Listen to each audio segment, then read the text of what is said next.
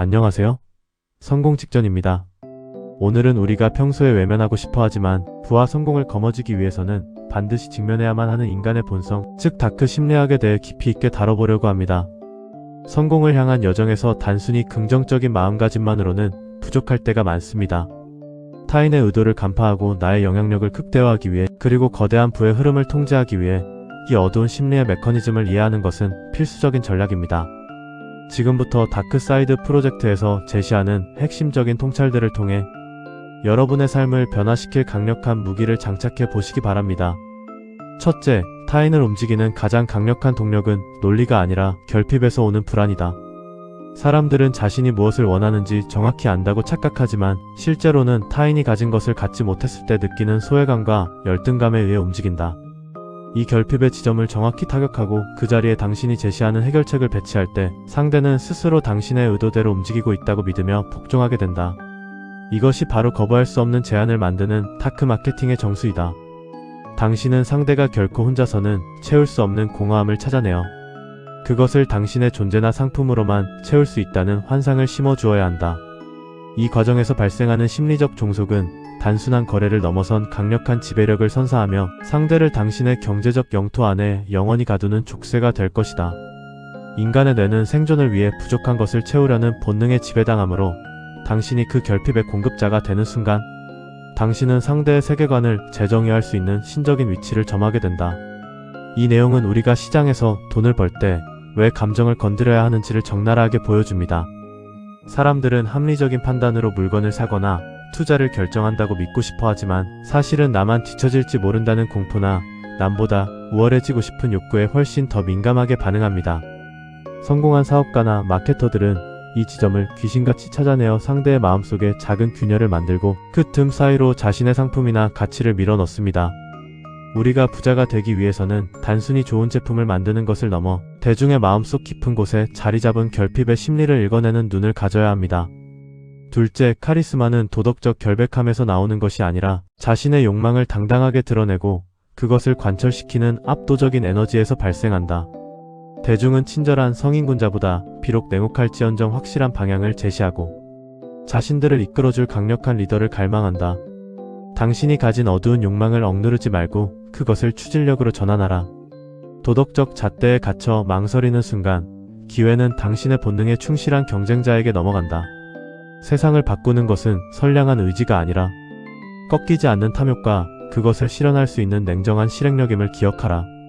당신이 욕망의 끝에서 주저하지 않고 손을 뻗을 때 사람들은 비로소 당신의 권위를 인정하고 당신의 발자취를 따르기 시작할 것이다. 위대한 자산가들의 역사는 숭고한 도덕심이 아니라 남들이 감히 상상조차 못할 거대한 소유욕을 정당화하고 이를 시스템으로 안착시킨 투쟁의 기록임을 잊지 말아야 한다. 우리는 흔히 성공하려면 착해야 한다고 배우지만 현실 세계에서의 성공은 자신의 욕망을 얼마나 효과적으로 투사하느냐에 달려 있습니다. 여기서 말하는 욕망은 탐욕과는 다릅니다. 자신이 원하는 바를 명확히 정의하고 그것을 얻기 위해 기꺼이 악역이 될 준비까지 되어 있는 단단한 자의식을 의미합니다. 타인의 눈치를 보느라 내 목소리를 죽이는 것이 아니라 나의 어두운 면조차 성공을 위한 연료로 태울 수 있는 용기가 필요합니다. 대중은 결국 자신의 욕망을 대신 실현해줄 사람에게 돈과 권력을 몰아주기 때문입니다. 셋째, 정보의 비대칭은 권력의 원천이다. 모든 것을 투명하게 공개하는 사람은 신뢰를 얻을지는 몰라도 결코 주도권을 잡을 수는 없다. 상대가 알아야 할 정보와 알지 않아도 될 정보를 엄격히 구분하고 의도적인 침묵과 모호함을 통해 당신의 진위를 숨겨라. 신비주의는 공포를 낳고 공포는 경외심을 부른다. 당신의 다음 수를 상대가 예측하지 못하게 만드는 것만으로도 당신은 이미 심리적 우위에 서게 된다. 완전한 개방은 공격받기 쉬운 취약점을 노출하는 행위이며 오직 베일에 가려진 정보만이 가치를 독점하고 상대를 심리적 미궁 속에 빠뜨릴 수 있다. 당신이 정보를 통제하는 순간 상대의 의사결정권은 당신의 손아귀로 넘어오며 이것이 바로 부의 피라미드 정점에 올라서는 보이지 않는 열쇠다.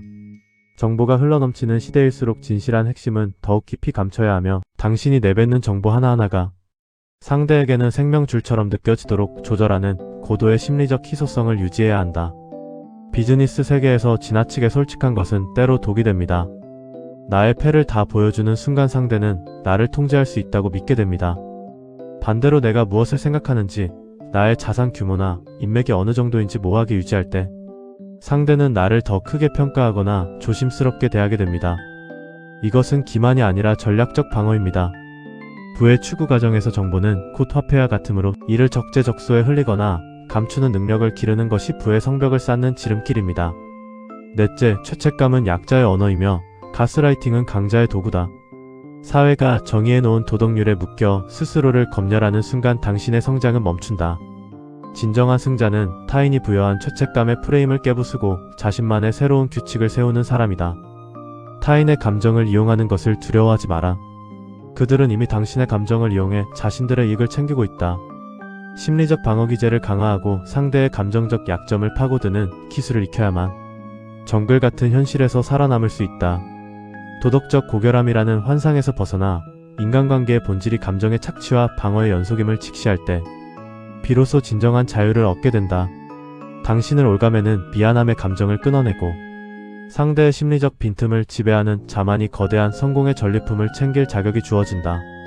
남들의 비난을 두려워하는 마음은 당신의 발목을 잡는 촉새에 불과하며 그 비난의 목소리조차 당신의 영향력을 증명하는 훈장으로 여길 수 있는 냉혈한의 심장을 가져야 한다. 이 단락은 다소 충격적일 수 있지만 냉정한 현실을 투영하고 있습니다. 우리는 종종 남에게 피해를 주면 안 된다는 강박 때문에 정당한 자신의 권리조차 주장하지 못할 때가 많습니다. 하지만 성공의 사다리를 올라가는 과정에서 만나는 수많은 사람들은 각자의 이익을 위해 심리적 압박을 가해옵니다. 이때 스스로를 지키고 나아가 타인을 설득하기 위해서는 인간의 감정이 어떻게 작동하는지 그리고 그 감정을 어떻게 전략적으로 활용할 수 있는지 이해하는 대담함이 필요합니다. 다섯째, 희소성의 원칙을 인위적으로 창조하라. 언제든 만날 수 있고 무엇이든 도와주는 사람은 가치가 낮게 평가된다. 당신의 시간과 자원을 극도로 제한하고 오직 선택된 소수만이 당신에게 접근할 수 있다는 인상을 심어주어라. 거절의 미학을 배우지 못한 사람은 평생 타인의 필요를 채워주는 수단으로 전락하게 된다. 스스로를 고귀한 존재로 포지셔닝하고 접근성을 낮출 때 비로소 당신의 몸값은 천정부지로 치솟는다. 당신의 존재가 희귀해질수록 당신이 내뱉는 한마디는 법이 되고 당신의 손길 한 번은 은혜가 되어 돌아오게 될 것이다. 시장은 흔한 것의 값을 매기지 않으며 오직 획득하기 어려운 것만이 거대한 자본을 끌어당기는 자석의 역할을 한다는 사실을 잊지 마라. 당신의 친절을 구걸하게 만들고 당신의 부재를 공포로 느끼게 할 수 있을 때 당신은 비로소 가격 결정권을 쥔 절대적 우위의 사업가로 거듭나게 된다. 우리가 부자가 되고 싶다면 우리 자신의 가치를 명품처럼 관리해야 합니다. 누구나 쉽게 얻을 수 있는 것은 가치가 떨어지기 마련입니다. 나의 친절과 능력을 아무에게나 남발하지 마십시오. 의도적으로 거리를 두고 나의 도움이나 조언이 특별한 가치가 있다는 것을 깨닫게 만들어야 합니다. 이것은 오만이 아니라 자산 가치를 높이는 브랜딩 전략입니다. 여섯째, 비판과 비난을 상대의 자아를 무너뜨리는 무기로 활용하라. 건설적인 비판이라는 말에 속지 마라. 논쟁에서 이기기 위해서는 상대의 주장이 아니라 상대의 인격과 근본적인 자존감을 흔들어야 한다. 상대가 자신의 판단력을 의심하게 만드는 순간 그는 당신의 논리에 동조할 수밖에 없는 상태가 된다. 심리적 붕괴는 가장 빠르고 확실한 승리의 방법이다. 상대의 근간을 뒤흔드는 공격은 그를 당신에게 복종하게 만드는 가장 효율적인 지름길이며 논리의 싸움보다 감정의 파괴가 선행되어야 함을 명심하라. 자존감이 깎여나간 상대는 구원을 갈구하게 되고 그때 당신이 건네는 사소한 인정은 그를 당신의 충실한 추종자로 탈바꿈시킬 것이다. 진정한 강자는 상대의 머리가 아닌 심장을 부수며 그 파편 위에서 자신만의 질서를 재구축하여 완벽한 심리적 영토를 확장해 나간다. 경쟁 관계에 있는 상황에서 상대의 기세를 꺾는 법에 대한 이야기입니다. 단순히 사실관계로 다투는 것이 아니라 상대의 심리적 기반을 흔들어 스스로 무너지게 만드는 고도의 심리전입니다.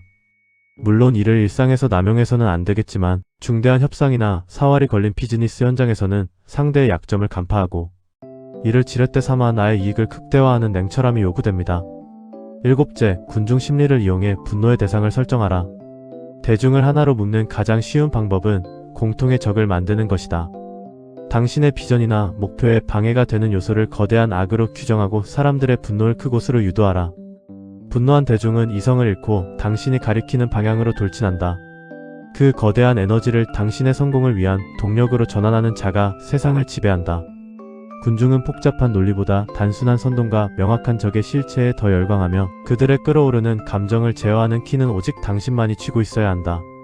분노의 파도를 만들어내고 그 파도를 타고 목적지에 도달하는 기술이야말로 대중을 통치하고 막대한 불을 일구는 제왕의 연금술이다.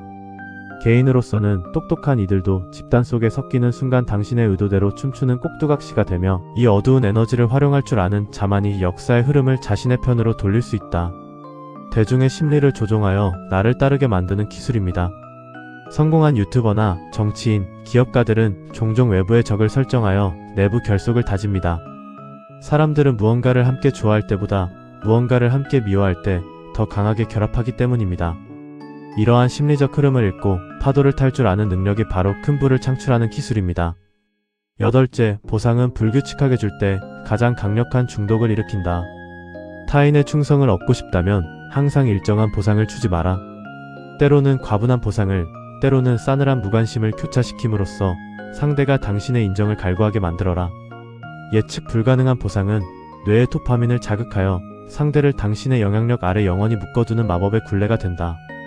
확실한 보상은 나태함을 부르지만 불확실한 보상은 인간을 맹목적인 추종자로 만들며 끊임없이 당신의 눈치를 살피게 만든다. 상대를 결핍과 기대 사이에서 방황하게 만드는 이 고도의 조련술이야말로 당신의 권위를 신성하게 유지하는 가장 영리한 방법이다. 사람의 마음을 얻는 것은 지속적인 다정함이 아니라 갈증을 느끼게 한 뒤에 내려주는 한 모금의 감칠나는 물줄기임을 명심하고 보상의 타이밍을 전략적으로 설계하라. 인간관계와 조직 관리에서 매우 유용한 다크 심리입니다. 사람들은 당연하게 주어지는 보상에는 금방 익숙해지고 감사함을 잊습니다. 하지만 언제 줄지 모르는 보상을 기다릴 때는 온 신경을 집중하게 됩니다. 이를 적절히 활용한다면 타인의 협력을 이끌어내는 강력한 리더십을 발휘할 수 있습니다. 9째, 과거의 약점을 세탁하고 새로운 신화를 창조하라. 사람들은 진실보다 매혹적인 이야기에 열광한다. 당신의 평범하거나 비루했던 과거를 성공을 위한 필연적인 시련으로 포장하고 현재의 당신을 운명적인 승리자로 묘사하라. 인지 편향을 이용해 당신에 대한 긍정적인 이미지만을 각인시키고 불리한 진실은 의도적인 망각 속으로 밀어넣어라. 당신이 믿게 만드는 것이 곧 세상의 진실이 된다. 사실의 나열이 아닌 감동적인 서사가 사람들의 지갑을 열게 만들며 당신의 과거를 어떻게 편집하느냐에 따라 당신의 현재 가치는 수만 배로 뻥튀기 될 수 있다. 진실은 편집되는 순간 비로소 무기가 되며 당신은 당신이라는 상품을 파는 최고의 시나리오 작가가 되어야 한다.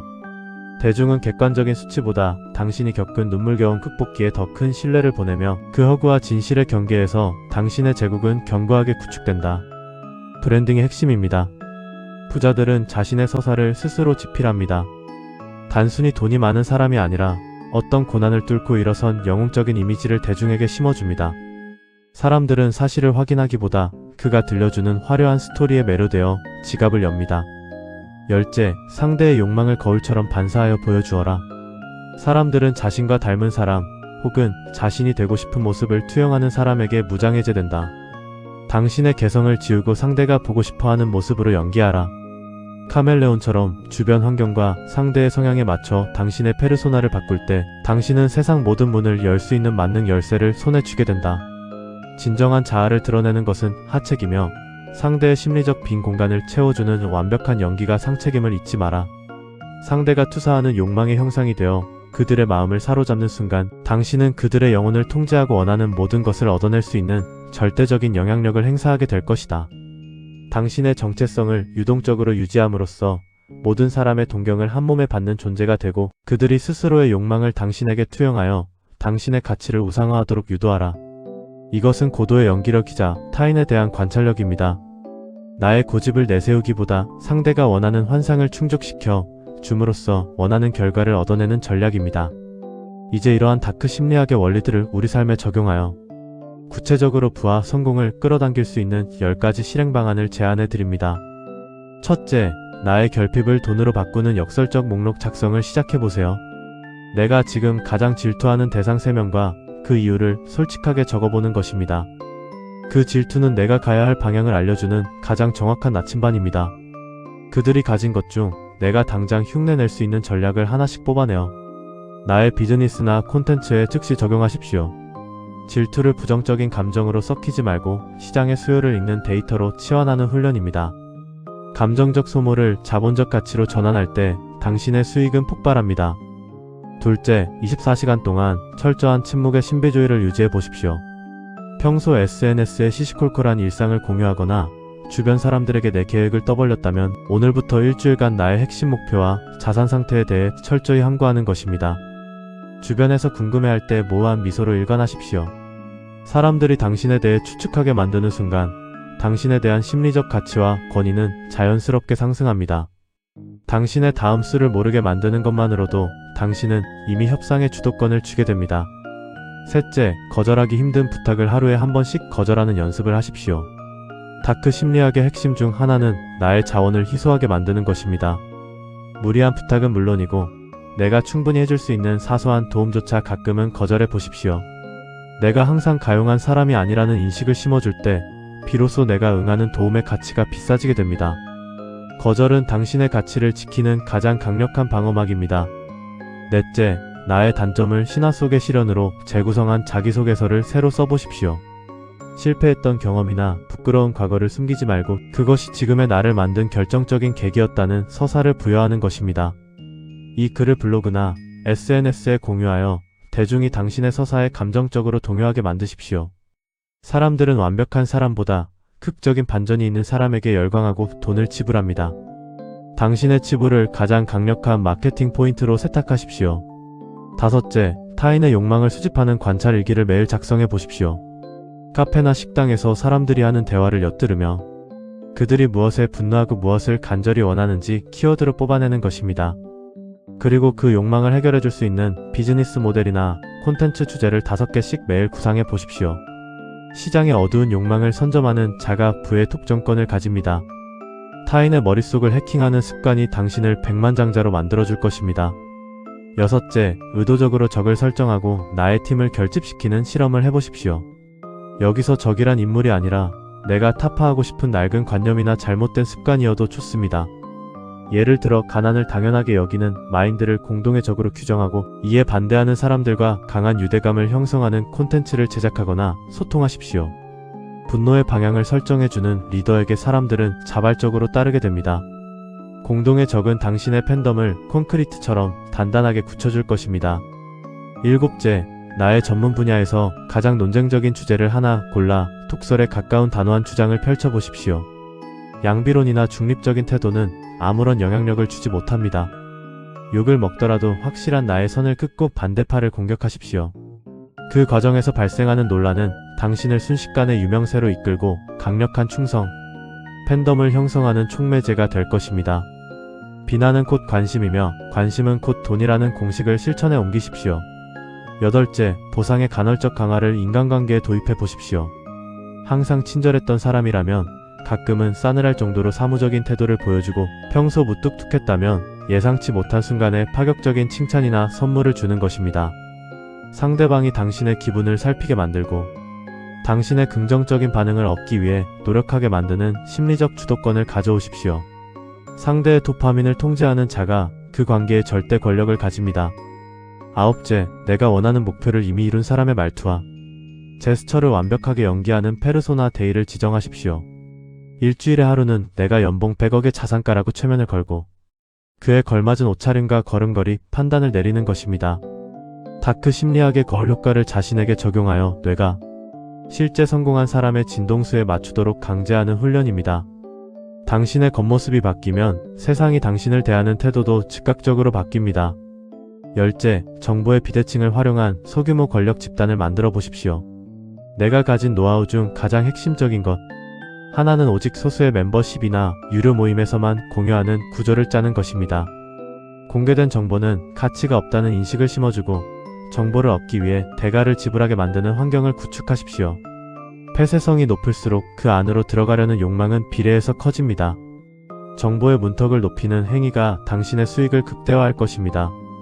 오늘 전해드린 다크 심리학의 통찰과 10가지 실행 방안은 단순히 남을 속이기 위한 기술이 아닙니다. 이것은 냉혹한 세상의 법칙을 이해하고 그 안에서 나를 지키며 최고의 성과를 내기 위한 생존 전략이자 필승 전략입니다. 우리가 살고 있는 자본주의는 거대한 심리게임장과 같습니다.